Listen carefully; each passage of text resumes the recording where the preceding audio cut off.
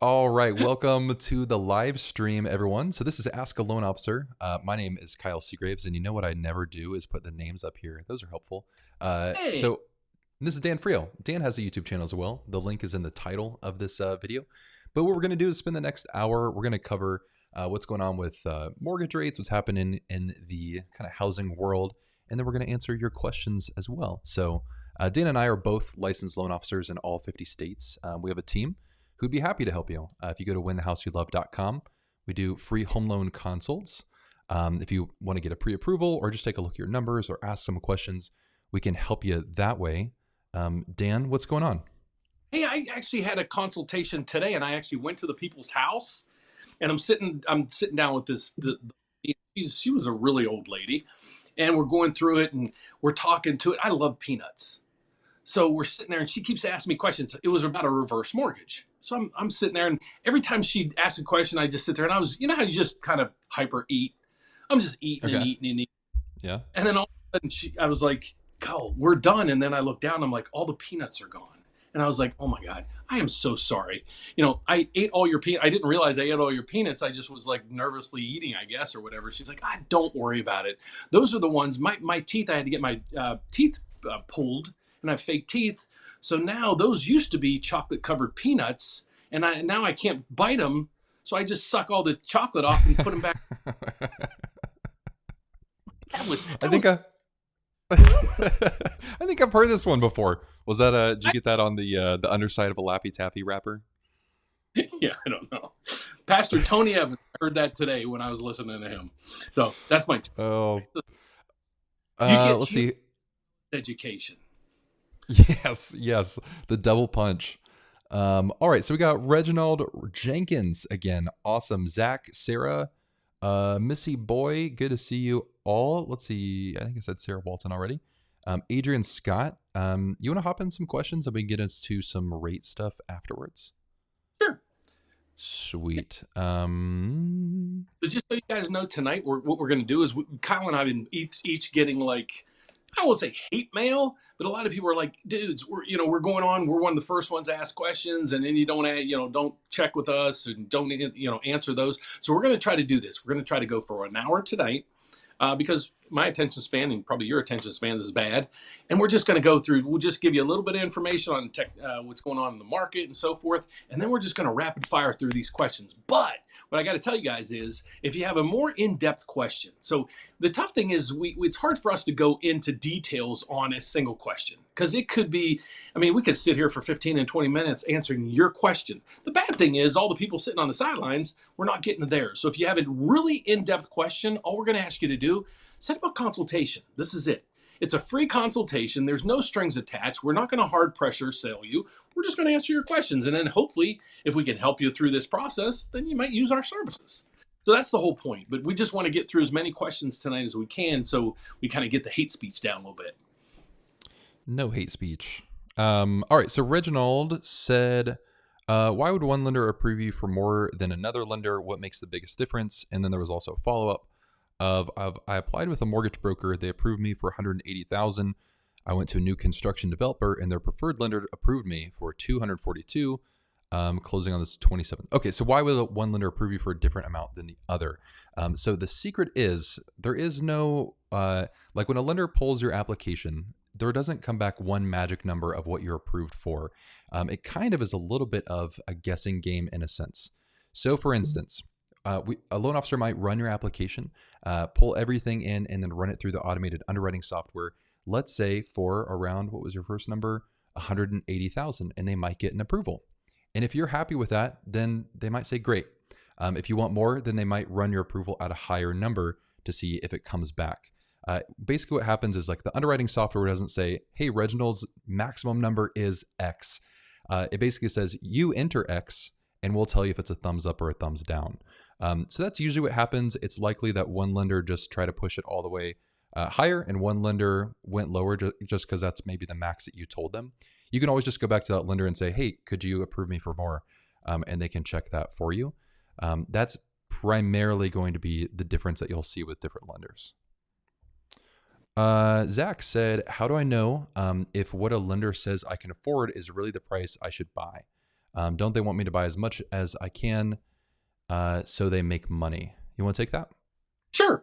Like there's probably a lot of loan officers that are just like that. One of the first questions I ask during my consultations, and we really try to train our loan officers the same way, we want your input. We do these all day long. The consultations, that's what we do all day long. And usually what I ask is, what are you comfortable paying? I really don't want to put you into the maximum, because I wouldn't do that to myself. So I always ask, what are you comfortable with? And then we start backing in the numbers. And then many times you'll see that number really doesn't work for me. So then I come back to you and say, so where do you want to be? Because our goal is to match that payment for you. And if we can do that, kudos. If we can't, then hopefully, you might come into more realistic numbers to realize, because I've had people call me, I don't want a house payment over $1,000, and they're in Chicago. Well, our taxes are the second highest in the whole country. So 500 of that's going to be toward their taxes. So that means their mortgage piece of the puzzle is going to be a $500 payment. You'll not buy anything. You won't qualify for anything. So in a nutshell, that would be the answer. I would highly don't use that mortgage broker, because that's their only intentions to get you up to the highest loan amount possible. They're not working, with you or for you. They're working, in their best interest.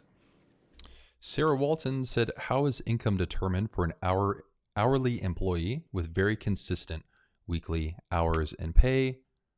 Was there a follow-up? Nope. You want to tackle that one as well? Yeah. So what we take is we just take your average. So if you're averaging, some people average 35, some 36, some 38, some 40. Very rarely is there 40 anymore. And that used to be the average work week. So you just take your average work week times your wage. Okay. You take that times that, and then you multiply that by, you could do it by 52 weeks, or you could multiply it by what. So I would do it by 52 weeks. So that is you break it down per week, and then you multiply it times 52. That's your yearly, and then divide it by 12. So if I lost you there, take your hourly wage times your average hours. Okay, that gives you that piece of it. Times 40, that gives you a day.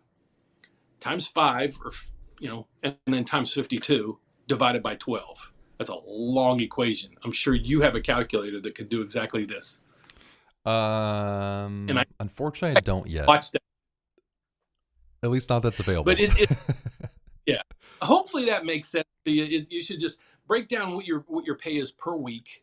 How many hours that is. Multiply that by 52, because there's 52 weeks in the year, and then divide it by 12. And that would give you your monthly income. And that's what we're really looking for. Missy Boy said, hey, thanks again for the informative session. What do I need to know if I plan to buy a rental property, a single family home in the Delaware, Philadelphia area? As far as the area specifically, it's going to be best to talk with a local real estate agent to figure out what is the market looking like for single family investment homes. Likely it's going to be pretty competitive, because it's competitive just for normal home buyers or primary residence home buyers. As far as purchasing with a mortgage, you're going to be looking at a conventional investment loan that has a minimum of 15% down. Most people go for 20% when they're at that point, so they remove the mortgage insurance, but 15% is the actual minimum there. Other than that, you'll be able to use the future rental income, 75% of it, to help you qualify for that loan. Other than that, it's a pretty normal loan. Pretty standard to the rest of a primary, or compared to a primary residence mortgage. Yeah. Missy Mio said, after a Chapter 7 bankruptcy, can I apply for an FHA loan exactly 2 years after the discharge date? It sounds like you read the guidelines.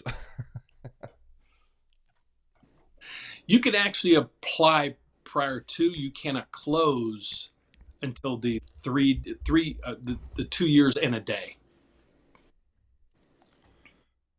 Let's see. Zach said, should I buy a home in a higher priced market if I only plan to live in a place for 5 years? What do you think on that? I would go where I can afford. Why the high price? Well, if you get a high price, it has a higher propensity to go down. A 10% adjustment in a market for $1 million is much more than, $700,000. I'm not saying the market, I think the market's going to crash 10%, but there's likelihood in some areas it's going to, and especially the high cost areas or the high, those areas that saw, like Austin and those areas that basically saw, a 50% increase in 2 and 3 years. I mean, that's unheard of. I got a video coming out shortly that just it goes through, real estate. The average real estate return should earn about 4.4% a year in appreciation. So those areas that saw, 15, 20, 30% appreciation in a year and then two, they're going to get hurt a little bit. But buy where you're comfortable with. What spot, what price or payment can you afford? What are you most comfortable with? That's the best way I would go without breaking the bank to buy the place. Yeah, the other consideration too would be in 5 years, you can also rent it out if you want to. You don't have to sell. And in a higher price market, it's likely that you're going to have higher rents that are comparable to that as well. So that would be something to look at if you're looking for what's your exit plan and how does that factor into your purchase. Yeah. Miss Boy, I think that's how you say this. When buying a house, what do you consider a red flag? For example, a roof that's leaking or what else? I don't have necessarily specifics, but the main thing I think that you need to have is a home inspection, a thorough home inspection from an inspector that you trust. Have them walk through the inspection with you and help so that you can understand what's happening and how big of a deal is this, rather than just like a short list of like, here's what you should watch out for. Have somebody who's qualified to walk you through the entire condition of the home so you feel confident about it. And then when you run into issues, if there is a roof that's leaking, go ahead and start reaching out to people to see what would estimates be for to get those issues fixed. That's going to put you in a much better spot to get an actual plan going than just like a couple little, here are a couple of red flags and then the house is off limits. When in reality, a problem that you may run into might not be as expensive as you think it is. And you may be even able to have the seller fix it or give you a credit for the cost of that repair as well. Moppy Tommy said, measure his nose. I think it's mentioned to your joke, your peanut joke. Ms. Mio said, I want to take a 401k loan for the down payment and closing costs. My plan requires documentation, agreement of sale, or mortgage agreement. How does this work? Where do I get one of these documents? Dan, that's all you. Yeah, we can help you with that. Actually, your pre-approval should serve that purpose, and or your purchase contract. So what we could provide you, and your lender should be able to provide you with, once you get the house, purchase agreement, meaning you found the house, you put it under contract, now you applied for the loan. With that documentation, you should be fine. But what you're going to need in many cases, they're going to want to know what the bottom line is. So a lot of times what you're going to need is kind of like the loan estimate or one more additional piece of paper that put you further down the road, because they're going to want to see, that you're not taking out $100,000 and you only need 20. So your loan estimate is the piece of basically paper that you're going to get right initially when you apply for your loan. And it's going to tell you your loan amount, your interest rate, your costs and everything. And it'll also give you the bottom line, how much you're going to need to bring to closing. So with that, and with a copy of your purchase agreement, you should be good to go. Sarah said, I love the pool background, Dan. And Sarah, what you actually need to know, this is Dan's. Yeah. So I came to my Florida house. Yeah, this is Dan's $65 million Florida house. It's sweet. You come down and visit me sometimes. If you guys are down in Florida. I won't tell you where I live though, but it's the only $127 million home in Florida. Actually, that's probably not true. Yeah, so Dan's $300 million house it's really nice. I've been there once. The water is that it's really got some nice motion there in the background. It's consistent too. I have pumps that make sure the waves go precisely the same for the next one. Yeah, that sounds about right. I saw one of these. Someone's going to like take it on its face value and be like, this guy has a $90 million penthouse. Let's get mortgages. Sarah also said, how does rental income on a multi-unit factor into the amount you can get approved for? 75% gets counted as income, part of DTI, or directly to reduce the mortgage amount you're responsible for. If it's going to be a new home that you're purchasing, then it's going to be 75% of the rental income that will offset your mortgage amount. It's only counted as income if it's on your Schedule E. So it's a house that you already own. So it's just going to reduce your mortgage amount on your debt to income ratio. Also, how can I get a consultation with you? Is this not big enough? I feel like sometimes we've got a Does couple questions where people have asked, like, how do we get a consult? I'm like, it's right here. I'll make it a little bit bigger. Yeah. There we go. Guys, really, what we do here is we try to briefly answer your questions, but really, if you need a thorough answer to some of these, because some of them really get in depth. If you're self-employed or things like that, schedule a meeting, and we'd love to talk to you. Adrian said, if I were to take out a 401k loan to help with the down payment, at what point would I do that in the home buying process?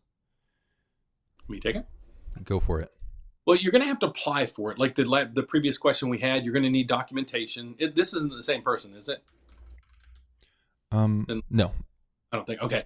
So I would talk with your mortgage advisor, but here's what I would suggest you do. Right when you get pre-approved or right when you find the house that you're getting under contract, that's when we're pretty much going to know how much money you're going to need at the closing, because your 401k provider, whoever that's with, they're going to need documentation.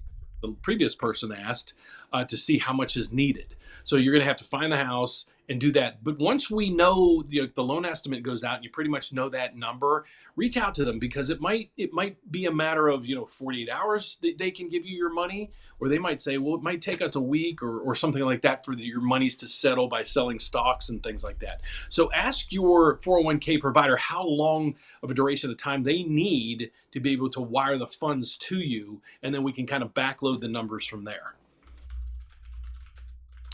Also, Adrian has another question. I remember watching a video where Kyle mentioned auditing large amounts of money being added to your bank account. Yeah, so this is what's called a large deposit in the mortgage world. So an underwriter, when they look at your bank statements, which you're going to provide bank statements or other account statements to show that you have the money to close to pay for the down payment and closing costs. When an underwriter looks through that, they're going to look for large deposits. Really what they're looking for is they want to see that you didn't take out a loan for the down payment. And then also they do have to check for money laundering or any like terrorist activity. You can thank the Patriot Act for that one. There are rules for each loan type. And I used to talk about them, but I found it's not very helpful because every underwriter just uses their own discretion, it seems. Different loan programs, might be 1%. Some of them are based on a percentage of the sale price. And that's the base guideline, but it's not even helpful to talk about it, because it seems like an underwriter will really, anything that's an abnormal deposit, that's not payroll, they usually will ask, hey, where did this come from? And if that's the case, they'll also want to see the source of that as well. So let's say you just sold your dirt bike and you have a receipt of the sale, that's perfectly fine. If you went and you deposited cash that was stored under your mattress, that's not going to be fine, and you won't be able to use that money. So there's a huge list of what's acceptable and not acceptable. Feel free to reach out to us if you're curious, like, hey, does this work or not? But basically anything non-payroll that just seems out of the ordinary likely is just going to be asked, hey, can you back up where this money came from? Javier Vidania's in here.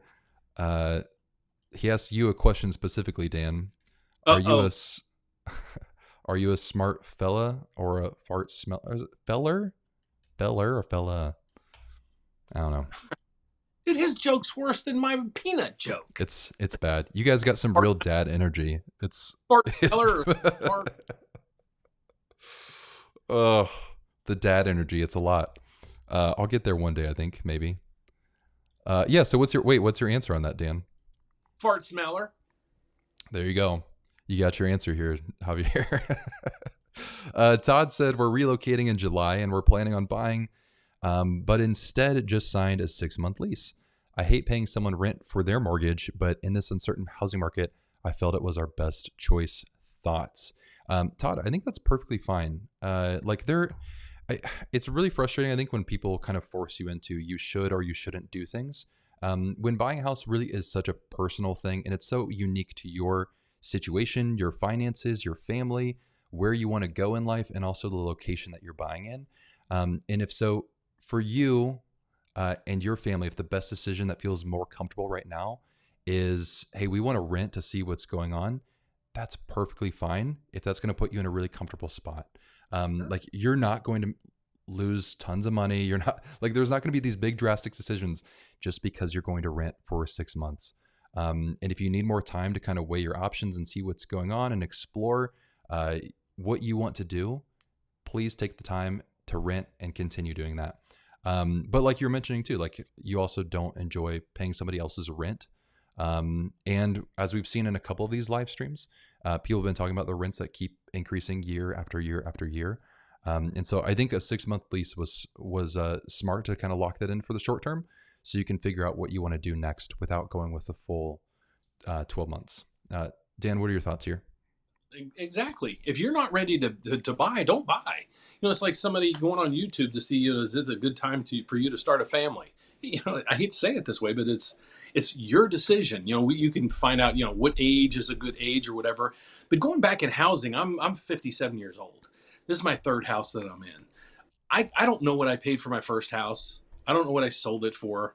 I don't know if I made money. I just loved it. I put a deck on the back. My dad sided the house for me. He's no longer with us. So every time I drive by that house, I'm like, my dad did that. It's things like that. So there is, a lot of monetary pieces with the home, especially in this environment. People are like, is it going to go up or down or sideways or whatever? We don't know. But if you're comfortable with this time, buying, we can help you through that process. If you think renting is a good idea, go with your gut. That's all I can say. Yeah. I like it. Adrian. Oh, also real quick, I do see Alicia Herman, Bupendra, Camp Bio Cutie 28. I see your questions. We'll get to those here in just a sec. Adrian said, related to non-answered questions, your advice has been great. Regardless, keep up the good work. Great learns when tuning in. Thanks, Adrian.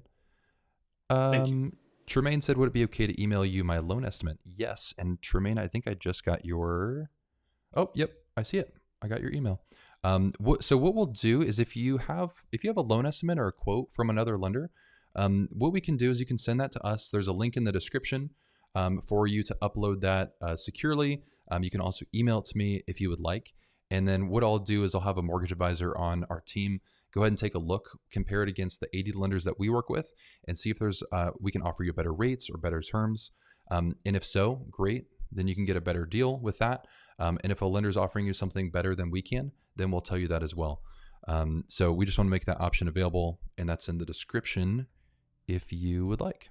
Robin, consistent Robin. I love it. And there's actually quite a few people here who I feel like have been regulars. We got Miss Boy is regular. Maria. I'm sure. I'm sorry. Where's Shaba Shaba and Freedom Girl? They started the drinking games like a month ago. And Freedom Girl, for your mindset. I know there's people I'm missing. Adrian Scott's been in here.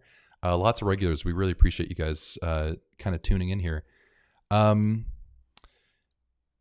Twila said, I appreciate everything you do and teach. Thank you. Rosamond, would you advise I take out a loan to buy a foreclosed house for real estate, and how does the process work? Thank you. Would you like to take that?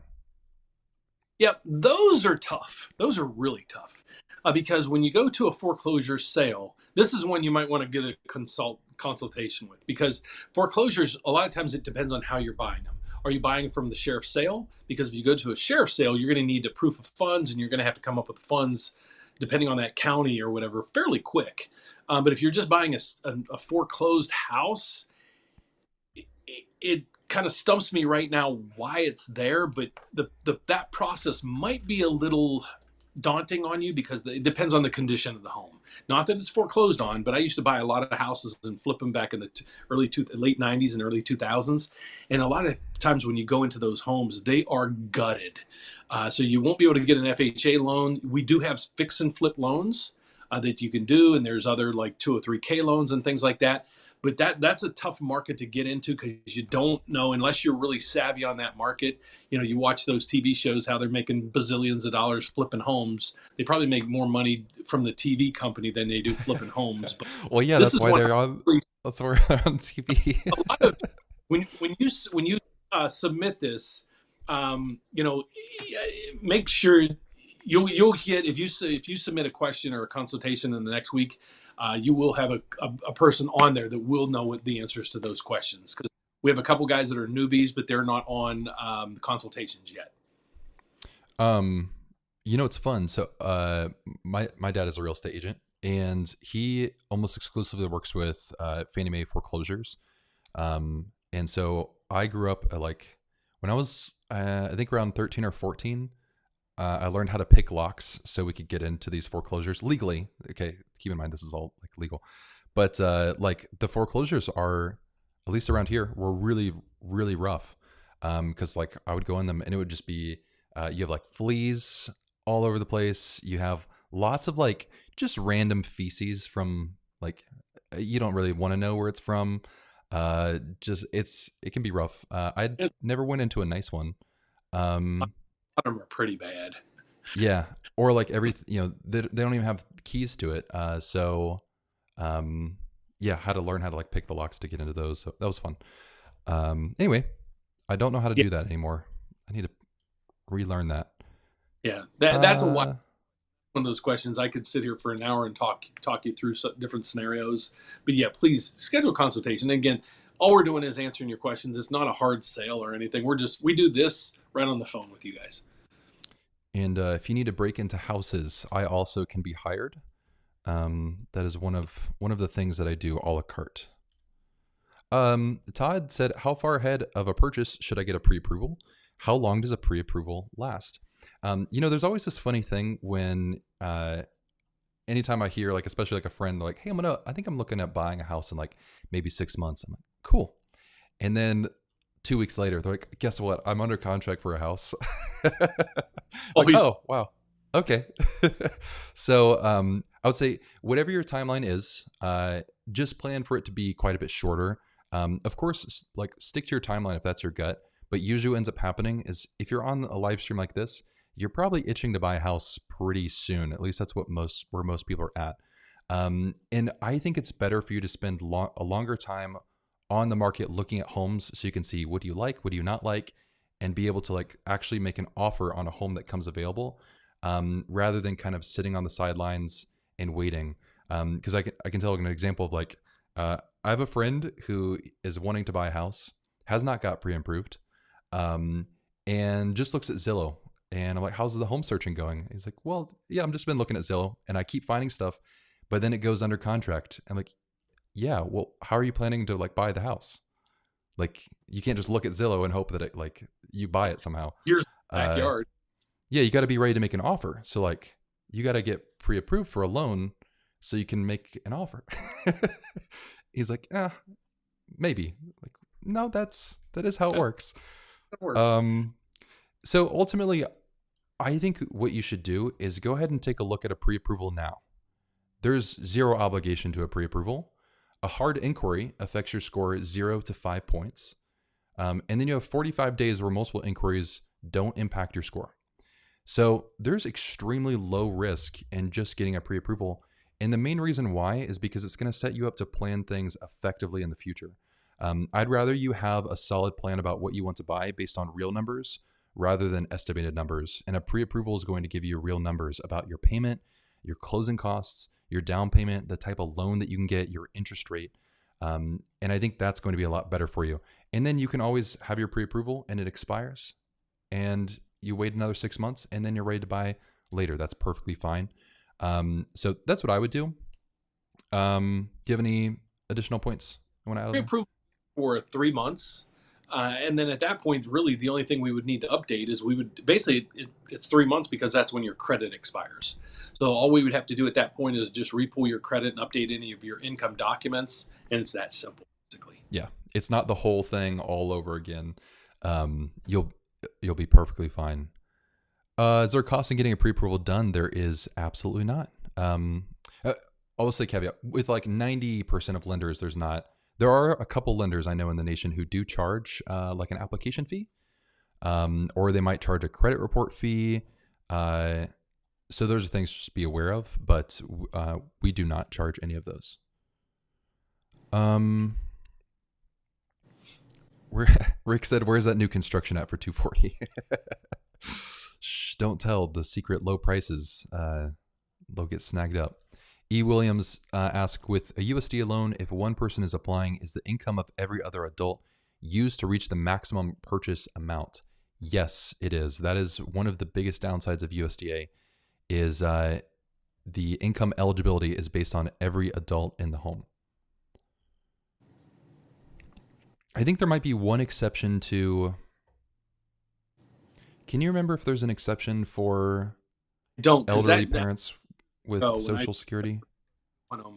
That came and hit me right in the head because I didn't know, 15 years ago, 20 years ago, I just used my clients, the borrowers or buyers stuff. And then it came in that his wife worked and it messed it all up. So I learned a valuable lesson a bad way. Oh. But we can look, just shoot me an email. I can look that up for you. And we'll get that running. And just a side note too, that's what happens on, anytime we run into situations like that on a pre-approval, we will run, the loan guidelines next to it just to make sure that we have everything ready to go. It's just on these live streams. So it's like, give me the answer. Every loan has about 1,500 pages of guidelines. And there's at minimum 4 loans that we're talking about at any given time on these live streams. So the instant recall is not always immediate up in our heads. Yeah. Pete said, buying a home this year, but changing jobs. New job is subsidiary of existing company, same job function. Will that matter? As long as your income is going to be around the same, you will be perfectly fine. Oh, let's see. When can my second job be considered income? Dan? After 2 years. Or you can piece it together this way. If you had, let's say you worked as a cashier at McDonald's and then you went to Burger King as a cashier. If you can loop those together, you're okay. So you have to be 2 years. Normally we say on the job, but if it's very, very similar and there's no job gap, then you shouldn't have a problem doing that as well. But if it's a completely different everything, you would have to be there for 2 years. Rosemary said, question on the deed rider homes. How does that work? Deed rider. Are you familiar with that? No. I'm looking it up. Affordable, if selling the deed rider affordable housing. This looks like a Massachusetts specific thing. Maybe not. Shoot me an email and I'll look into that a little bit. But everything I'm seeing right here looks like it's a Massachusetts specific. Yeah, I've never heard of it. Korg said, if I have a job offer that involves relocating to another state, would my income for a loan be based on the new job salary? Yes, assuming I haven't started working yet and buying before moving. You want to take that on the job offer? Yeah, you should be okay. It depends on also, yeah, is a quick answer. Yeah, you should be all right. Some lenders might, and some specific loan types might require you to start the job and get a paycheck. So that's one of the things. If you're not pre-approved yet, we'd love to help you with that. You can do this. But those are the areas that we would explore because there's a lot of backdrop in there. If it's me, I took a position in another bank and it's across the country or whatever, I got a job offer, it shouldn't be a problem at all. I've been doing this for 30 years. But if it's a brand new something and just things don't match up right, you might have some issues there. But yes, but there's multiple answers to it. So my apologies. We can, Yeah, I'll say quick aside. So kind of what we do, obviously we're answering questions and I'll continue answering questions here in just a second. But we also have free home loan consults. So we're a nationwide lender, lend in all 50 states. And we work with over 80 different lenders. So we'd love to help you through a pre-approval and answer questions more in depth. You just go to winthehouseyoulove.com and you can actually go ahead and just schedule an appointment here. So there's no form that someone's going to harass you after you fill it out. You schedule on a time that works for you, and then we would be happy to help you there. So let's jump back into some questions. Oops, Maria, I'll get to that question in just a second. Troy said, we're looking at purchasing a home around March of 2024. or around there, when should we apply for a home loan? Oh, we kind of answered that a little bit earlier. But March of 2024, probably say a little bit later in the year. I'm wondering like why that's such a specific date. And if it is that hard date, maybe start looking around closer to September. That way, if there's any work that needs to be done, you can begin work. You have some like time to begin working on that before March comes around. Does that feel fair? Yeah. Maria said, "What's next after getting my pre-approval letter?" Danny, want to take that? That's a fantastic question. So if hopefully you got your pre-approval letter from us, what we should have been asking you is, do you need help with, because we have a lot of other, I guess, perks for our borrowers. We do have a realtor vetting system where if you need a realtor, we can get the specific area that you're in. If we don't have a connection in that area, we have a realtor broker that's going to vet realtors in that area specifically for you, and then going to match that person up with you. And sometimes 99% of the time it's a perfect fit, but sometimes it isn't. So if you just don't click, let us know and we'll help you find or vet another one. But that's basically it. You're looking for, now it's time to start looking for the house instead of kicking the tires. Now it's time to go out and do that. And then while you're doing that as well, there's other things that we offer you. When you get the house under contract, you're going to need help with, or you're going to need homeowners insurance. That's another thing we can help you with, that guide you through that as well. So there's a lot of other services that we have partners with that can help you basically from, we do your pre-approval. We can set you up with a realtor. We can set you up with, that realtor's most likely going to set you up with your inspector, an attorney if you're looking for an attorney, and then all the other pieces fall into play. But you need basically a team put together, and hopefully if you got, like I said, if you got the pre-approval from us, we'd like to help you put that team together. But you're basically, so go out and start finding a house. All right, Dan, we need to speed run some of these. Okay. Solrex said, I was wondering if a lender factors in additional income recipient to whomever is originally applying for the mortgage loan. I'm not certain what you're asking. If you're asking if there's additional income that can be considered, can you clarify? And then I will come back to your question. But I'm not 100% certain what that means. Missy Boy said, can you pull out from the contract after inspection? Absolutely. Sweet. That was so concise. It happens a lot, believe it or not. As long as you have an inspection contingency in your contract, you're good to go. Juan said, if I purchase a home this year, assuming rates will be down 3 to 5 years from now, speculation, and I want to refinance for a lower rate, no cash out, how does that change in home value effect process? Refinancing doesn't change your home value. Like specifically, you're going to get an appraisal done likely when you get a home refinance. And that's going to help determine how much money you can pull out of the house if you're getting cash out. But as far as a rate and term refinance, you likely already have enough equity to be able to do the rate and term refinance. And a change in home value rarely is going to impact you. Maybe a touch on your interest rate. But can you think of anything else of why the home value would affect the refinance?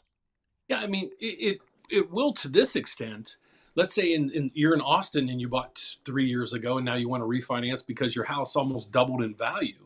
You're going to get maybe a little bit of a break on the rate at the given rate at that time that you're applying for. Now you're looking to refinance now because your rate is lower than when you bought the house 5 years ago. So what we do is we get the house appraised as is value today to determine what your new loan to value is. So based on that, if it's really low and your credit score and other things, it could get you a better interest rate. But yeah, a lot of people, I don't think a lot of people understand how to refinance a property once you buy it. So that might be, I'll come up with a video. If you guys go to my channel is therateupdate.com. I just posted a video about 2-3 weeks ago on how refinancing can save, how it works and how it saves you money when you should refinance.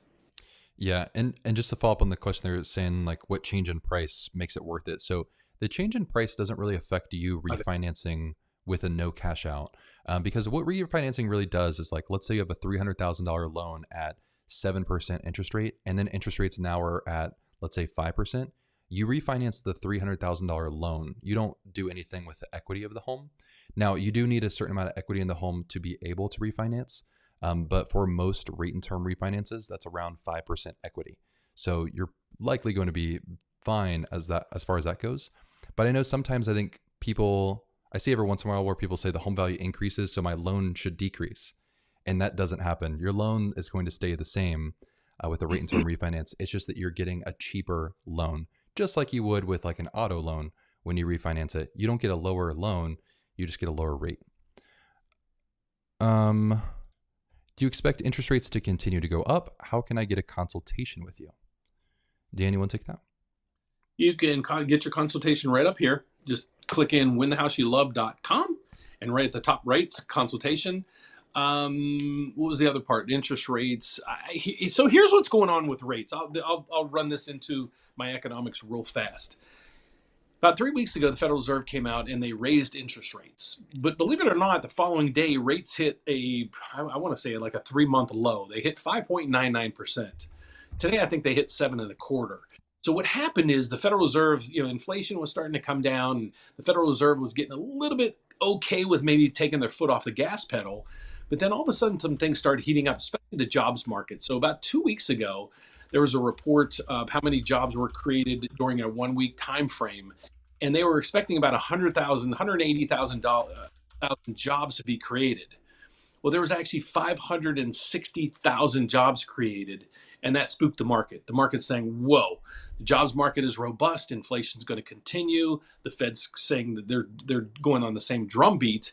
So now the expectations are they might raise rates at the next meeting, which is coming up here in a couple weeks, by another 0.5%. My thought was they were going to do one more round of 0.25 increase to the rates, but now some things are off the table. However, this week we have a new jobs report. So if you see that number really bad, you're going to see rates come way back down again. So Friday, check out my channel if you would. It's therateupdate.com. I'm going to post that number that comes out, and then I'll give you a live read on what's going on with interest rates. That's basically what I do. I do a lot of economics, where Kyle does a lot of teaching and education of loan products. Camp Bio Cutie said, if a seller is providing a special warranty deed, is that a red flag? You want to take that? No. It should. I mean, yeah, I'll take it. But no, it shouldn't raise any red flags that I could think of. It's a warranty deed. That's basically what you want. Am I missing something here? So basically what they're doing is they're deeding the house to you, and it's called a warranty deed. But if you have an attorney get involved, that's a better question for title than it is for us. Yeah, I would agree. But I mean, if it's just a normal transaction, you have a realtor and a mortgage and all that stuff, I wouldn't concern myself with it, because it has to go through so many audits for your loan that somebody will catch it if something's wrong. Alicia said, I've heard loan officers say that buying with a high interest rate and less expensive purchase price is ideal because you can refinance, but what if the monthly mortgage is more than you want? Yeah, a lot of loan officers say a lot of things like that, don't they? Anything to convince you that like you should buy. Ultimately, if the monthly mortgage payment is more than what you want, don't buy the house. Please don't buy the house. Don't make the mistake of becoming what a lot of people will call house poor, where all of your expenses go into your house just because you were convinced that like, oh, I can refinance in the future and eventually maybe this will feel more comfortable. We can't plan on eventually in our finances. You really have to plan on what's happening now. So please only get a mortgage payment that fits in your budget, that you can sustain, and that isn't going to stretch you. Agree. Tony Chappelle, good to see you, my man. Yeah, you do need to close more loans to get Dan's $94 million backyard. Diving board in here. Can you see the waterfall? It's a sweet. And you got waterfall. The fireplace going on in the background, and The week it was. ultra modern house that has like probably no furniture in it.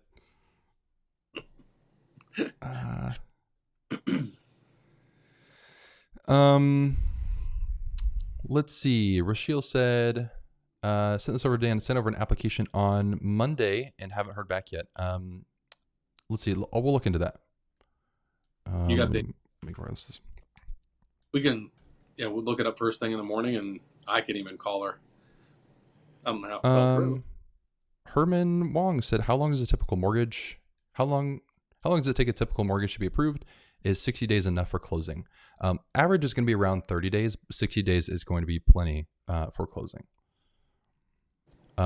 Is it a must to hire a home inspector for a newly constructed home? Not a must, but I still would highly recommend it. Just because it's newly constructed doesn't mean it was constructed well.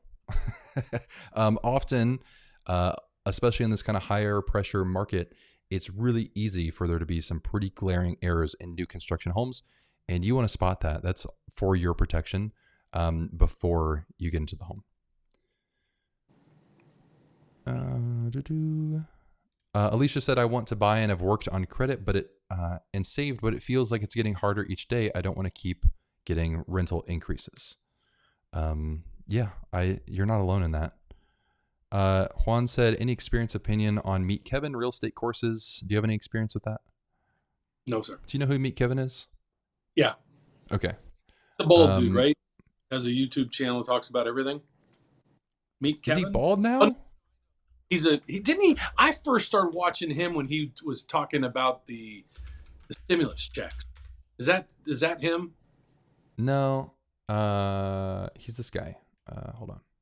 As soon as you show me, this guy. I'll know. Yeah, he blew up with the stimulus check. How to track your stimulus. Really? Oh. Yeah. I don't know if I would follow him for mortgages.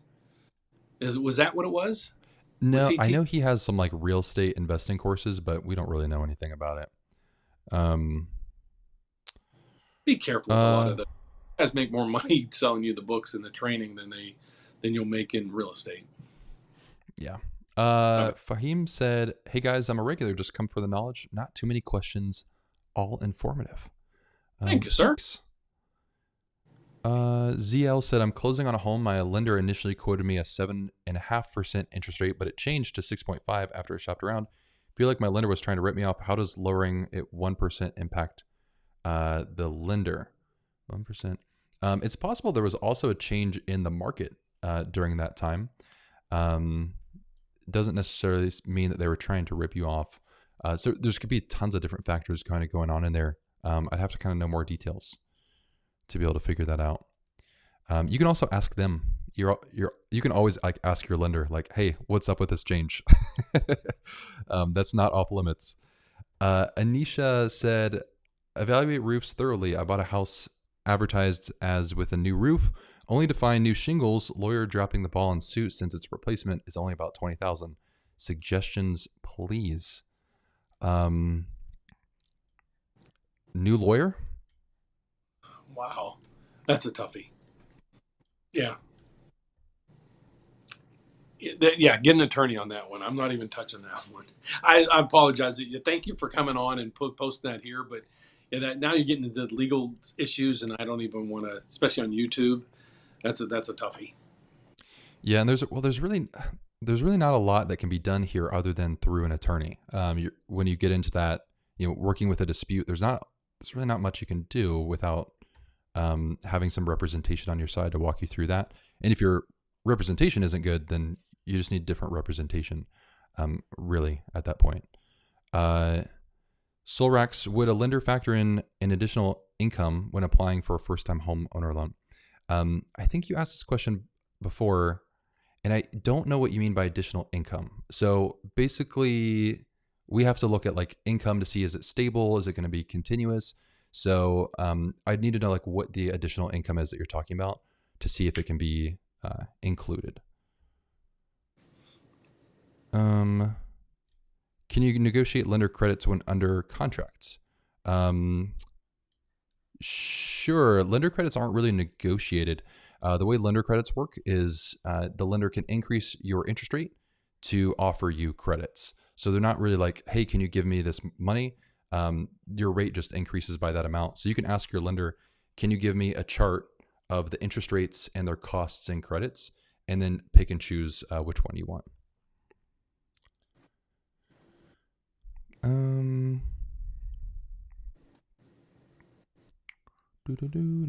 Let's see. Daring Ride said, with rates on the rise, how do you feel about a 10-1 ARM and trying to refinance within the first 10 to 15 years? You want to take it? Absolutely. Arms don't scare me in today's world, especially a 10-year arm. I can almost assure you, you're not going to have that rate 10 years from now. So if the rate is much better than a 30-year fixed rate now, take it, because you won't you won't be in the house 10 years from now. And I could be wrong, but history shows you're probably not going to be in that house for 10 years, or you're going to get a break in the economy where the economy is going to kind of take a tank for a little bit and give you some reprieve on interest rates. Just so you guys know, you start hearing more and more about a recession.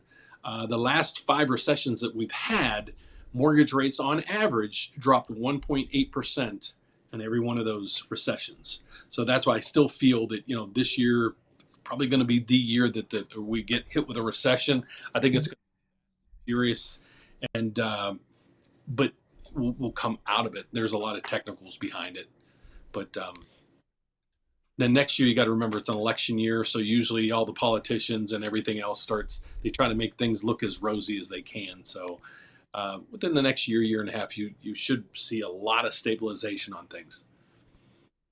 I'm not ready for the whole election cycle. I'm already exhausted. Miss Crazy said, hello guys. Seems like every time I tune in, I'm a step closer to being a homeowner.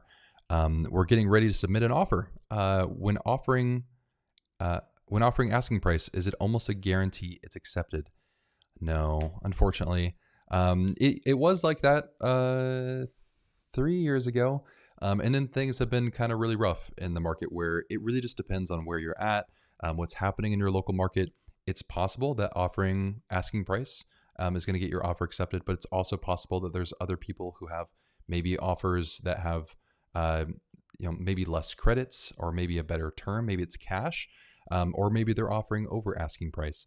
And so you can talk with your realtor about that, and maybe they can get some information from the listing agent about how many offers are in, how competitive is this going to be, and is there a way that you can tune your offer a little bit if this really is a house that you like.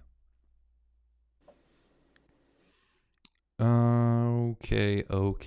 Let's see. E. Williams, you said, for clarification, with USDA loans, is the income of every adult used to determine the maximum loan amount? No. The people on the loan are used to determine the maximum loan amount based on the debt to income ratio. However, USDA has an income limit, and that's going to be based on every adult in the home. It's very annoying and confusing why USDA decided to do that. I don't know. Rose said, I'm under contracts. I'm using a huge portion of my funds as a deposit. Do you recommend doing the upgrades now, or should I live in it and wait? Live in it and wait. Because tastes are going to change. You might walk into the house now and say, well, now I'm not an interior decorator. My wife actually lays out all my clothes so they match. I'm just teasing. But you're going to get... No, she does. So or I'm not... I'll say she likes West Virginia a lot. Oh, yeah. I see all those. Give me another sweater. So this was a Christmas present. But here's I've had, this is my 4th. I've had 3 houses in another house. And what we try to do is, or at least I try to talk her into, let's live in at least 6 months or a year. Because once you get into it, you start to, everything starts to settle. And then you start realizing, whoa, it'd be nice to have that over there, move that wall here, or put a window in there, or something like that. I would just take your time and do it, steady and slow, and think about it. That's my opinion. Yep. Christine said, good evening, guys. Any updates regarding the FHA MIP reduction for if our closing date is on 3/20? Your lender should be able to honor that new MIP reduction. At least a lot of lenders are honoring that now, so you should be good. And I know, Dan, you made a video on this. I haven't made one on it yet, but FHA lowered their monthly mortgage insurance from 0.85% of the loan balance, that's annually, then divided by 12 for a monthly payment, to 0.55 for the standard FHA loan. That changes depending on your down payment and a few other things. And some people were like, it doesn't matter, it's not saving you any money. Over the life of that loan, that's on average is going to save you around $23,000. And so it really is offering savings to people for like no work on their part. It really is a good thing when loan programs reduce the cost to get into loan programs.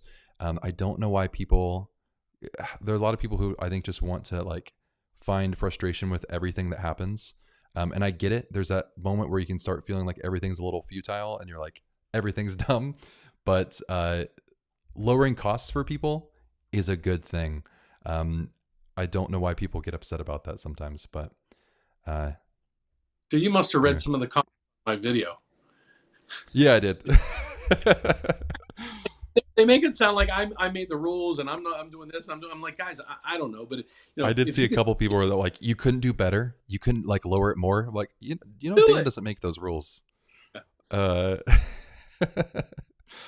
Yeah, the people making those rules do not know that we exist. Yeah. Oh, no. Alicia, what are the lowest interest rates you're seeing based off your current clients? We can't say that on a video like that. That comes with some like legal disclaimers. Like we'd have to put a whole little thing in here. Really the best way to take a look at what are rates that we could help you with would to book a consult here. And I'm not trying to like beat around it, but there's just so many regulations that come with like saying a rate that we can offer that we just can't do that on the fly. And it's also a lot of companies that will do that and go around the law like that. They're just misleading people, and it's really not fair to do. So take a consult here, and we can help you with that. George says, don't buy, people. The housing market is crashing. Tai Yang said, my wife is currently working part-time and went back to school full-time since last year. Let me read that again. My wife is currently working part-time and went back to school full-time since last year. Was working full-time before. Okay. Mm-hmm. Can we still use her part-time income for a house? Teaches part-time, so not exactly steady yearly income. It's based on available classes to teach. So you went full-time to part-time. I'm thinking it's going to be extremely difficult to use that income. Then it sounds like she might be a substitute teacher, maybe, like when needed. Yeah, that's a toughie. Because like my daughter right now, she went to she went back through to be a teacher's aide, so she can go back to get her master's. So if she would apply for a loan, we'd be able to use her income because it all sits in place. But there's going to be areas where it doesn't fit. And we just don't want to give you the guidance right now because we don't have enough of the story to do that. So that's another one. Hate to say it, but go ahead and schedule a consultation. The whole gist of this, guys, isn't to make you schedule consultations on every question. It's the ones that are too in depth that we could take us 20 minutes or 30 minutes to answer. Then we have a ton of people on the sidelines, hoping that we'd get to their questions. So, if it's a more thorough answer, we'd love to do it with you one-on-one. Anita said, hey guys, I love your show. Thank you. Hey, thank you. Miss Boy said, can you lock a rate if you haven't found a property? If yes, what lenders give this opportunity? Yeah, this is called a lock-in shop. So we have lenders that offer this as well. If you'd like to explore that, can go up to 180-day lock. Is that our max? Don't know that you necessarily need a 180-day lock, but it is available to you.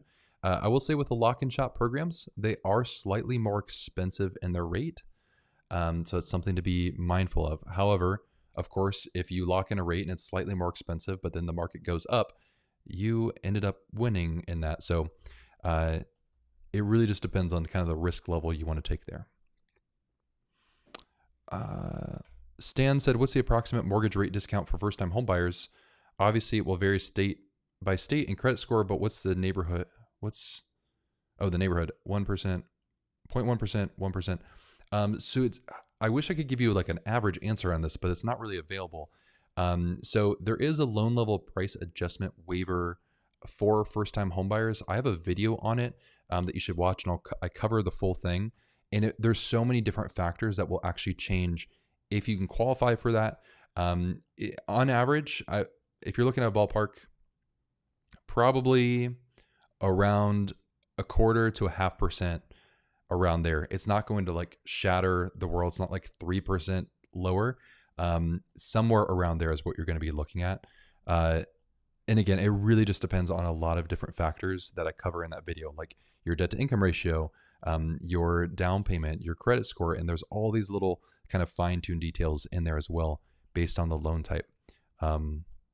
So hopefully that helps. I know it's probably not the most helpful answer, but I would expect around a quarter to 0.5% in interest rate.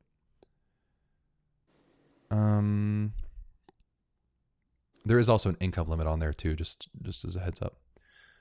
Juan said, thanks guys, much appreciated. In regards to refinancing, wondering if rates were lower, but assessment came in lower than the purchase price, how would that affect my process and equity to debt?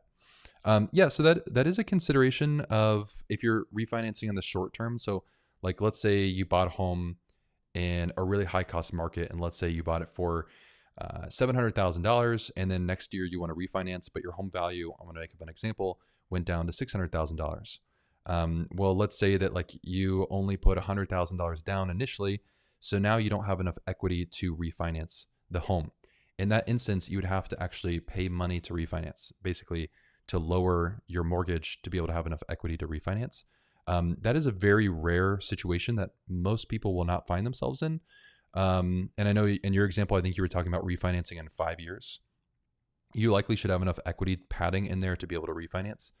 But ultimately, like you do have to have a minimum level of equity for a refinance. Usually it's around 5%. And as long as you have that, you'll be able to do a rate and term refinance. Take a shot for every time I said refinance. There are, if you go with a government sponsored loan, and those are FHA, VA, and USDA. USDA has a streamline, correct? Oh, yes. Does you okay?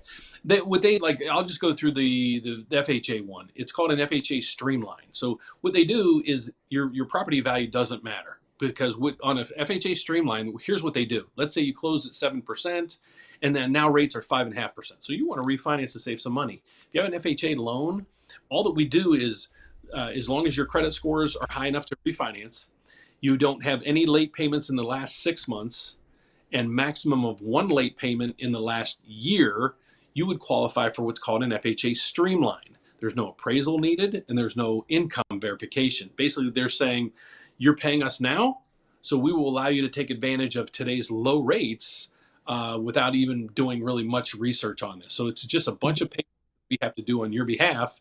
We can do those. And that happens with FHA, VA, and USDA. The only program that you have to refinance or do another appraisal in most cases is the conventional loans. Dan, there was a question for you in here about locking. When is a good time to lock? I can't find the question there. Oh, there we go. Is it a good idea to lock rates? There we go. Right now, I really haven't been advising our loan officers to lock or not. If the customer or the borrower is comfortable with the rate where they are right now, we lock them, because the market is like, here's an example. And this is a good example of home prices, interest rates, and everything else. On my way to work today, and this is a true story, I'm 13 miles away from my office. I pass, let's say, 10 gas stations. And this is no joke. And I was also going to video this this week. The first one I pass is right past my daughter's school, and the gas was $3.33. I went down the street, and about 2 miles down the street, the gas is $3.79. I go about 2 more miles down the street, the gas is $3.83. I go almost to my office, and the gas is $4.09. Guys, I only went 10 miles. Do you see the discrepancies there? So everything is so volatile now. You see the stock market, one day is up 500, 600, 700, next day is down 500, 600. That's not normal. So right now, if you like the rate that you're being offered, lock it. You know, as a broker, if you're dealing with us, if you lock in and rates come down, we can kind of disregard that lock and lock you at another lender. That's the benefit of working with us, because we have relationships with over 80 different lenders. We can use their rates and their programs, and we can just pick and choose which bank or lender we want to take your loan to. And there's no, you don't see any difference. If you want, XYZ bank's rates, we can give you their rates and their programs. So I just came out with a training video for all of our mortgage advisors in-house that I'm going to start having them go through. If you schedule a consultation and you want to look at rates, they're going to actually show you what we do behind the scene, and they're going to show you all the mortgage companies that we're set up with, and we offer their rates on a wholesale level. So we're going to be doing all your shopping for you. Awesome. Well, I think we hit an hour just a little bit ago. So thank you everyone for being here. If you have more questions, because I know we couldn't answer everybody's, you can just book a free home loan consult right here, winthehouseyoulove.com. So what you'll do is just click this button, and then you can schedule a call with a mortgage advisor on our team. So we'll do exactly what we're doing on this live stream. You'll be able to talk with one of our mortgage advisors, ask questions, go through some different scenarios, and take a more in-depth look at like what you could qualify for, what rates could be, and getting a pre-approval. Because we don't have enough time to answer every single question on here. We would be here for probably till like 3 a.m. So thank you all for being here. We would love to help. This is the best way that you can reach out to us. I'm also going to put my email here in the chat, along with Dan's at therateupdate.com. And then check out Dan's channel as well. It's The Rate Update with Dan Frio. It's linked right here in the title. It's probably, let me do this. Am I doing this backwards? I think it's over there somewhere in the title. But we do these I'm sorry? And we work together, because sometimes people are like, hey, who's your special guest today? We're actually coworkers. Yeah. Yeah. Dan and I probably have like 6 phone calls a day. So we do these every single Wednesday at 8 p.m. Eastern. So same time, same place. And we'd love to see you on the next one. Again, if we couldn't answer your question, email, schedule a call, and we'd love to help. We can actually give you more in-depth answers through those places than we can here on the live stream. But thank you for being here. We will talk with you next week.